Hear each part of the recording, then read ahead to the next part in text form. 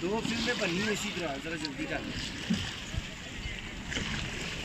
جی بہت حسین اتفاق ہے مجھے اور میتھیو کو، یہ ناران کا خان اور جھیل سیف الملوک، جھیل آمسو جھیل اور ادھر گھومنے کا اتفاق ہوا اس جولائی میں، اور میں انہیں کہہ رہا تھا کہ یہ جھیل کو دیکھ کر آپ کے ذہن میں مسیح یسوع کی زندگی سے جڑا اور انجیل مقدس میں مرکون کوئی واقعہ جس سے ہمارے فیس بک ویورز جو ہیں وہ کچھ سیکھ سکیں۔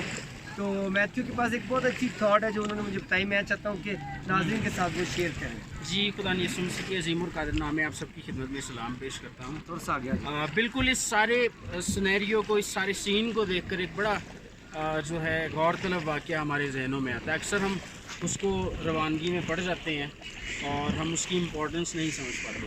آپ کو یاد ہوگا کہ خدا یسوع مسیح جب شاگرد جو تھے وہ کشتی میں تھے تو خدا یسوع مسیح جھیل کے پار سے ان کے پاس آ رہے تھے، اور شاگردوں نے جب انہیں دیکھا تو وہ گھبرا گئے کیونکہ انہیں لگا کہ شاید ہم نے کوئی بھوت دیکھ لیا ہے۔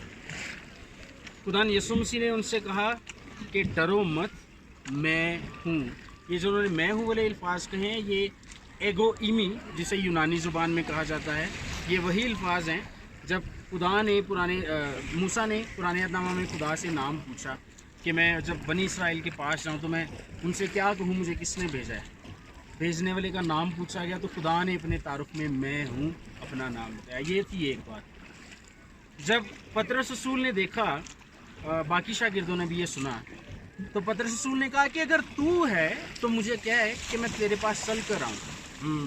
سوال یہاں پر یہ پیدا ہوتا ہے کہ خدا یسوع اگر میں ہوں معمولی سے الفاظ سے، تو پطرس اتنا بڑا مطالبہ کیوں کر رہا ہے؟ نہیں، کچھ پطرس کہتے ہیں کہ جی یہ تو ویسے ہی بات ہے کہ میں ہوں، کوئی بھی کہہ دیتا ہے نہیں، یہی تو میں بتا رہا ہوں کہ پطرس رسول جب خدا یسوع مسیح نے جس اختیار سے کہا کہ میں ہوں، پطرس رسول سمجھ گیا تھا کہ یہ خدا ہونے کا دعویٰ کر رہے، اس لیے تو اس نے مطالبہ بھی چھوٹا نہیں کیا۔ اس نے کہا اگر تو ہے تو مجھے کہہ کہ پانی پر تیرے پاس چل کے آؤں، یہ کام خدا ہی کروا سکتا ہے اگر تو یہوہ خدا ہی ہے۔ ٹھیک ہے، اچھا، ایک دو باتیں ہوگی۔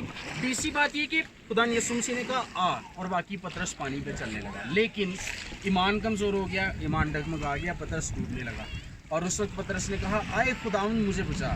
وہاں پر خداوند کے لیے جو یونانی زبان کا لفظ ہے وہ ہے کوریوس، اور کوریوس دراصل یہوہ یا یہوہ جو عبرانی زبان کا لفظ ہے جو خدا کے لیے استعمال ہوتا ہے صرف، اس کا یونانی ترجمہ کوریوس ہے۔ اور یہاں پر پھر سے ایک دفعہ پطرس نے کہا کوریوس یعنی کہ یہوہ مجھے بچا، اور خداوند یسوع مسیح نے اسے بچایا، اور خداوند یسوع مسیح نے اسے بچایا، اور جب بچایا اسے تو اس کے بعد دونوں کشتی میں گئے، اور لکھا ہے کہ پھر خدا یسوع مسیح نے آندھی اور طوفان کو تھما دیا، اور فوری طور پر کیا ہوا، جو شاگرد تھے لکھا ہے کہ وہ سجدے میں گر گئے اور انہوں نے کہا کہ تو زندہ خدا کا بیٹا مسیح ہے۔ یہاں پر غور طلب بات کیا ہے؟